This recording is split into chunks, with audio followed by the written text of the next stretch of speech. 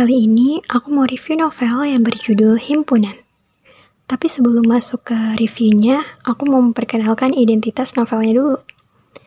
Nah, novel yang diadaptasi dari Wattpad ini tuh ditulis oleh Tess Citra Saras dengan tebal 620 halaman. Cukup tebal ya untuk ukuran novel. Dan novel ini tuh bergenre young adult fiction dan diterbitkan oleh Rans Publisher. Tapi sebelum itu, tolong koreksi ya kalau aku salah menyebutkan penerbit. Sebenarnya diterbitkan oleh Rans Publisher atau bukan sih novel ini? Awal aku tahu tentang novel ini tuh dari Wattpad. Aku tertarik baca cerita himpunan ini karena face claim-nya itu NCT, salah satu boy group Korea yang banyak diminati kalangan muda, termasuk aku. Tapi nggak hanya itu, melainkan juga karena waktu itu aku pengen banget baca cerita yang latarnya kampus atau dunia perkuliahan, terutama di lingkup organisasi kampus yang pada akhirnya mempertemukan aku pada cerita yang menurutku sangat berkesan ini. Dan gak berapa lama novel ini tuh diterbitkan. Walaupun cerita ini tuh menggunakan voice claim member NCT, tapi ceritanya bener-bener lokal banget. Selain nama setiap tokoh yang diubah menjadi nama lokal, ceritanya juga super lokal. Relate sama kehidupan mahasiswa organisasi di Indonesia, alias mahasiswa kura-kura. Kuliah rapat. Dan ya, aku suka banget sama ceritanya. Sampai aku memutuskan untuk beli novel fisiknya.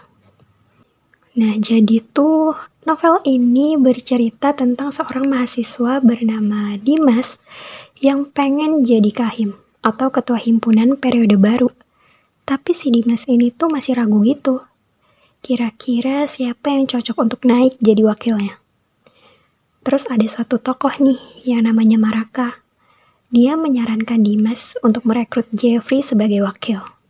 Karena kalau menurut Maraka, Dimas ini bakal cocok kalau menjabat bareng Jeffrey. Mengingat Dimas itu orang yang mendominasi, sedangkan si Jeffrey ini merupakan sosok yang lebih kalem. Tapi Dimas nolak dengan alasan kalau Jeffrey ini terlalu bagus untuk jadi wakil. Karena kalau menurut Dimas, Jeffrey ini bisa naik jadi ketua sendiri. Intinya si Dimas ini takut bakalan timpang kalau Jeffrey jadi wakilnya dia. Nah, karena mendengar alasan Dimas itu, Maraka kemudian menyarankan nama lain untuk Dimas, yaitu Naya. Dan di hari itu juga, si Dimas ini menghubungi dan menemui katingnya atau kakak tingkatnya yang bernama Yara untuk meminta izin, sekaligus masukan atau saran untuk memilih Naya sebagai wakilnya di himpunan. Secara si Kak Yara ini kan sebelumnya sudah memplot Naya untuk jadi kadep humas, alias kepala departemen humas di periode berikutnya. Jadi otomatis Dimas ini nggak bisa asal tarik orang aja. Dan di sini posisinya juga si Naya memang merupakan teman seangkatan Dimas, tapi mereka nggak terlalu dekat. Namun pada akhirnya, Kak Yara menyetujui keputusan Dimas untuk menjadikan Naya sebagai wakilnya di himpunan periode selanjutnya. Dimas yang mendengar itu pun langsung memutuskan untuk menemui Naya. Naya yang saat itu nggak terlalu akrab sama Dimas pun terkejut. Kenapa nih, kok tiba-tiba Dimas nemuin dia gitu?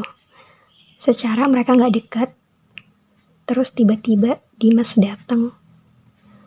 Itu pasti Naya bingung banget. Udah mah kaget tiba-tiba si Dimas nyamperin, tambah denger omongan Dimas yang minta dia untuk menjadi wakil ketua himpunan bareng. Di situ Naya ragu, karena menurutnya masih banyak orang di luar sana yang lebih layak menjadi pasangan wakil untuk Dimas. Kenapa harus dia gitu? Tapi setelah dapat banyak masukan dari beberapa sahabat, Naya akhirnya setuju untuk menjadi wakil ketua himpunan bareng Dimas. Naya langsung ngabarin Dimas bahwa dia setuju, dan Dimas pun langsung cus ke kosan Naya untuk membahas rencana himpunan setahun ke depan di bawah kepemimpinan mereka saat itu juga. Jadi di sini tuh Dimas digambarkan sebagai laki-laki yang ambis. Pokoknya harus satset gitu. Kalau bisa dikerjakan sekarang, ngapain nunggu nanti gitu kalau Dimas. Nah, mulai dari situ banyak malam yang sudah mereka habiskan berdua untuk membahas garis besar rencana mereka di himpunan. Hari demi hari pun berlalu sampai hari pemilihan umum untuk menentukan pasangan ketua dan wakil untuk himpunan periode baru pun tiba. Pasangan calon Dimas Naya pun berhasil menjawab pertanyaan demi pertanyaan yang dilontarkan pada mereka dengan baik. Dan itu membuat mereka terpilih untuk menjadi pasangan ketua dan wakil untuk periode baru. Nah, sebagai pasangan terpilih, Dimas dan Naya segera merekrut teman-teman mereka untuk menjadi pengurus himpunan di bawah kepemimpinan mereka. Dan setelah dirasa cukup nih, si Naya ngasih usulan untuk menamai himpunan tersebut atau kabinet mereka dengan nama Kabinet Irregular. Kenapa kok dinamai Irregular? Karena kalau kata Naya, anggota himpunan mereka tuh terutama anggota inti ya, perempuannya tuh lebih sedikit daripada laki-lakinya. Karena kan pada umumnya himpunan biasanya itu memiliki anggota perempuan yang justru lebih banyak. Jadi tuh di cerita ini tuh perempuannya tuh cuma ada 3, termasuk Naya, dan sisanya itu laki-laki semua. Menjabat sebagai ketua dan wakil himpunan membuat Dimas dan Naya harus banyak menghabiskan waktu bersama. Dan sampai pada akhirnya, dengan tiba-tiba dan keputusan sepihak, si Dimas alias si Kahim satu ini membuat peraturan baru di himpunan atau di kabinet mereka bahwa tidak ada yang boleh berpacaran di antara sesama anggota himpunan selama periode belum berakhir. Nah, mantep kan? Lantas, apakah mereka para anggota, terutama Kahim dan Wakahim, betul-betul bisa menjaga atau lebih tepatnya menahan perasaan untuk tidak ada love line di antara kita selama 1 tahun ke depan? Apa sih Dimas ini gak takut ya dengan istilah? Yang pertama membuat peraturan itu biasanya dia juga yang melanggar. Nah, terus apa sih sebenarnya yang memotivasi Dimas untuk membuat peraturan yang bikin anggotanya pada protes itu? Lalu gimana sih keseruan Dimas dan Naya, juga anggota himpunan lainnya dalam menjalani amanah di himpunan? Nah, untuk lengkapnya, teman-teman bisa baca sendiri di novelnya atau di Wattpad-nya. Kayaknya ceritanya di Wattpad tuh masih lengkap deh. Coba cek aja di sana. Dan untuk latar ceritanya tuh ini ada di Bandung gitu. Tapi vibes-nya dan guyonan anak-anaknya tuh berasa anak Jakarta gitu. Mungkin karena di sini mereka nggak terlalu nyunda mungkin ya. Apalagi kalau pas mereka ngobrol tuh mereka pakai bahasanya tuh mix gitu. Indonesia Inggris. Dan yang sering pakai Sunda nih ya tokoh si Echan, Nana, dan tokoh lain yang memang asli Bandung. Dan ada nih kakak senior mereka di himpunan yang namanya Chandra, salah satu senior himpunan favorit aku. Dia tuh ceritanya udah lama di Bandung, tapi masih gak ngerti setiap ada yang ngomong pakai bahasa Sunda. Ya tapi emang sih di real life juga masih banyak yang kayak gitu. Udah lama tinggal di satu daerah, tapi masih suka nggak ngerti dengan bahasanya. Dan di sini Naya juga ceritanya tuh asli orang Bandung, tapi jarang banget ngobrol pakai bahasa Sunda. Ya meskipun di beberapa kesempatan Naya sering nerjemahin kalau temennya ada yang nggak ngerti bahasa Sunda gitu, jadi Naya yang jadi penerjemahnya. Nah, yang paling mencirikan kalau ceritanya itu di Bandung tuh di sini sapaan akang tetehnya. Apalagi si Nana tuh sering banget manggil Naya dengan sebutan teteh. Atau Echan yang kalau manggil seniornya pakai sebutan akang. Nah di sini tuh Teh Citra nggak cuma fokus nyeritain tokoh utama alias Dimas Naya aja, tapi juga nyeritain tokoh anggota himpunan lainnya dengan porsi yang menurutku seimbang. Pas aja gitu. Dan di sini aku selalu salfok sama tokoh yang namanya Maraka. Dia tuh bisa dibilang tokoh yang too good to be true, kalau kata Naya mah too good to be single. Setuju sih sama Naya. He's indeed a whole package. Ibarat nasi goreng atau ketoprak tuh udah dikasih karet 2 kali tuh dia si Maraka. Gini deh, Aku kasih lihat dialog-dialog Maraka ketika Naya cerita tentang kegalauan hatinya dia ke Maraka. Si Maraka tuh bilang gini, ada di halaman 72.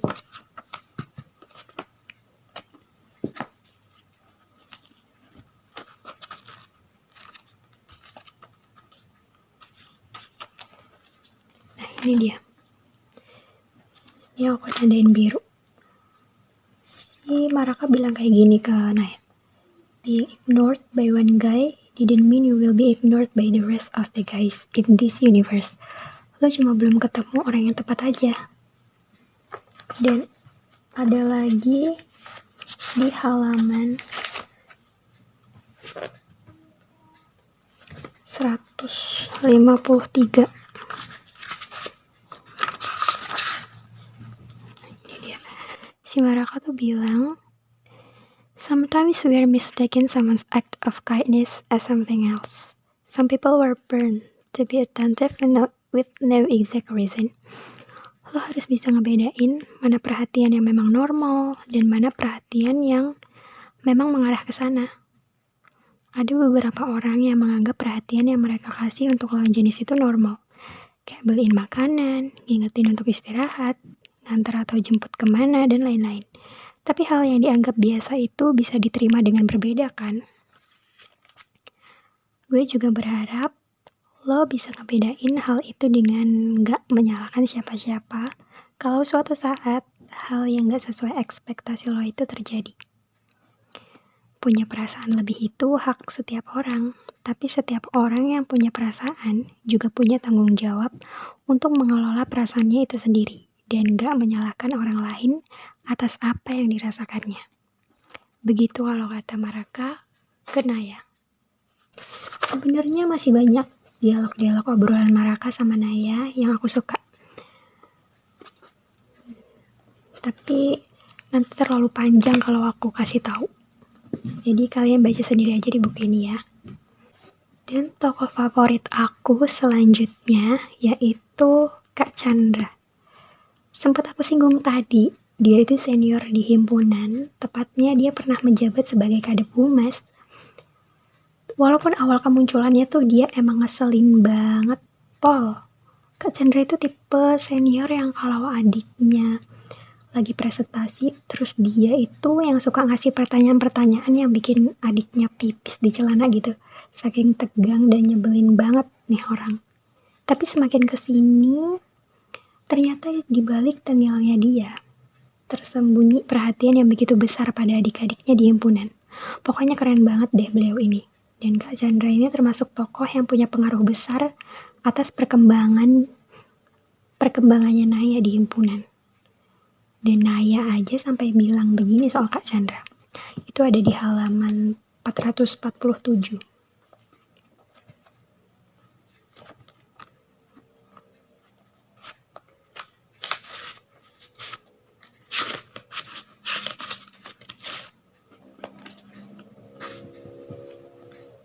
Nah ini, lupa nggak aku tandain. Jadi Naya tuh bilang gini, dia suka marah-marah, tapi dia masih sering nanyain himpunan gimana. Ada yang bisa dia bantu apa enggak, diem-diem dia juga suka nyumbang buat himpunan. Nah, jadi walaupun nyebelin, segitu nyebelinnya dia, tapi dia itu diem-diem perhatian. Tipe-tipe yang luarnya itu super nyebelin, tapi dalamnya Hello Kitty. Untuk tokoh yang gak disuka, sebenarnya tuh aku suka semua, cuman ada satu nih yang bikin aku sebel banget. Ewok namanya, Kang Ewok. Kemunculannya dia nih gak banyak. Pokoknya bener-bener lebih sedikit dari Kak Chandra. Mungkin bisa dibilang Kang Ewok ini cuma sekadar cameo. Tapi tuh bener-bener deh, sekali muncul beneran bikin naik darah. Tapi tuh emang bener sih, di setiap anggota aku yakin pasti ada aja yang nyempil orang-orang macam Kang Ewok ini.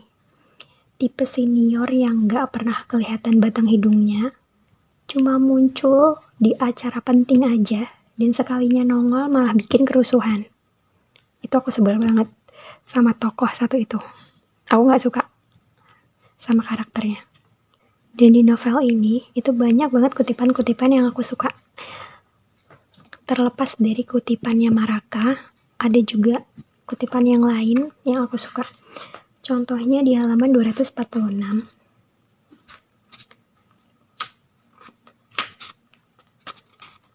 Nah ini dia,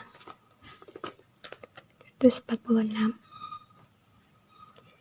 Move on, prosesnya emang gak sebentar. Ada tahapan-tahapan yang harus lo lalui, mulai dari penerimaan sampai mengikhlaskan. Tapi ya tergantung orangnya masing-masing juga sih. Tapi menurut gue gak usah dipaksain. Nanti juga lo lupa sendiri. Nikmatin aja proses menuju lupanya. Itu kalau gak salah Dimas deh yang ngomong. Dan terus halaman 521.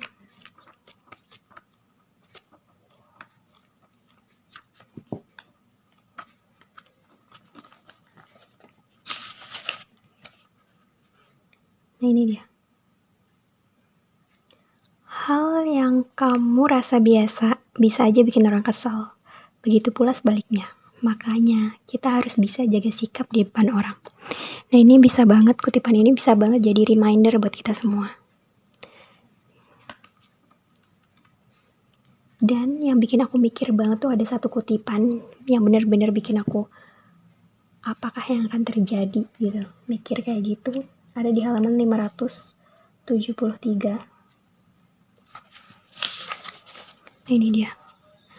Ini bikin aku mikir banget. Jadi perasaan memang pelik, bukan hal yang sederhana, namun sangat-sangat rumit. Jika saja semua orang memiliki cukup keberanian untuk membicarakan tentang perasaan, entah itu rasa kagum, rasa sayang, maupun rasa ketidaknyamanan.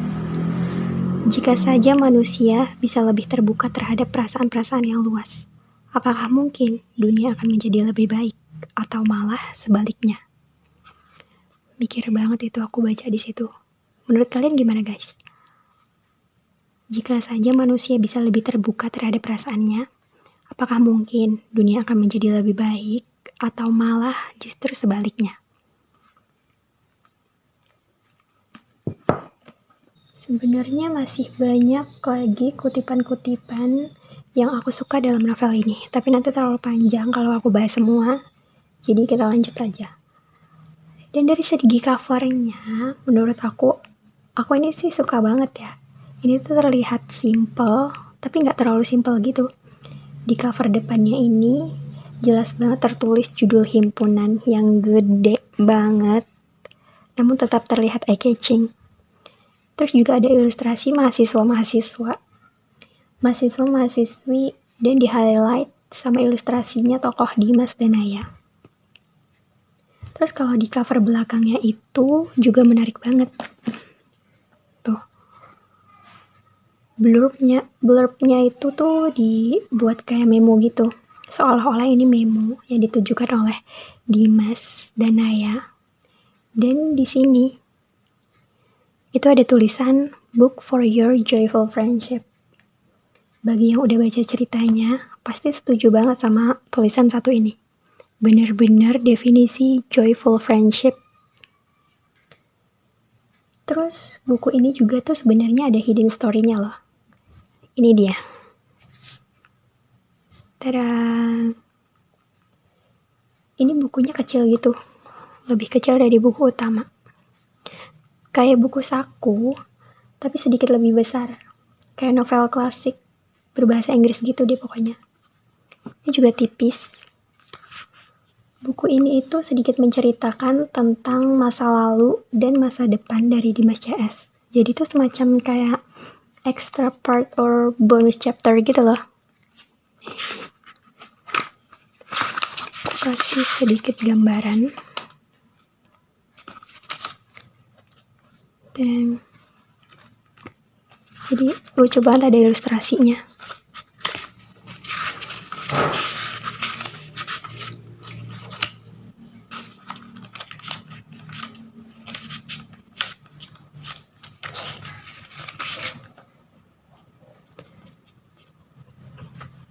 Seru banget buat dibaca pokoknya.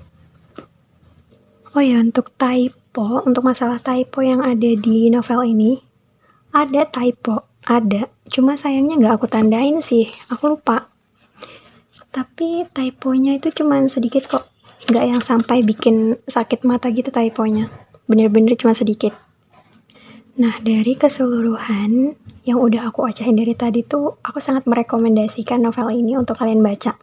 Terutama untuk kalian yang baru ingin bergabung dengan himpunan yang ada di kampus kalian.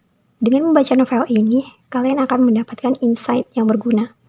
Karena di novel ini juga si penulis tuh menuliskan program kerja setiap departemennya itu cukup jelas dan detail.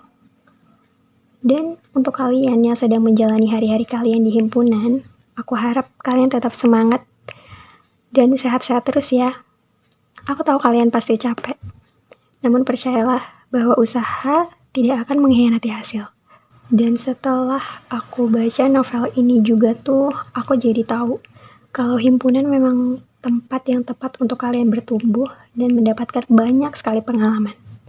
Dan terakhir, untuk kalian yang sudah alumni, aku rasa dengan membaca novel ini, rasa rindu kalian terhadap organisasi yang pernah kalian ikuti semasa kuliah akan terobati. Dan rate novel ini dari aku adalah 4,8/5. Oke, jadi itu dia review aku untuk novel ini. Semoga kalian gak bosan ya dengan ocehan aku yang panjang banget ini. Dan semoga review ini bisa menjadi referensi atau dapat membantu kalian yang sedang bingung mencari buku bacaan. Oke, see you in the next review. Bye-bye.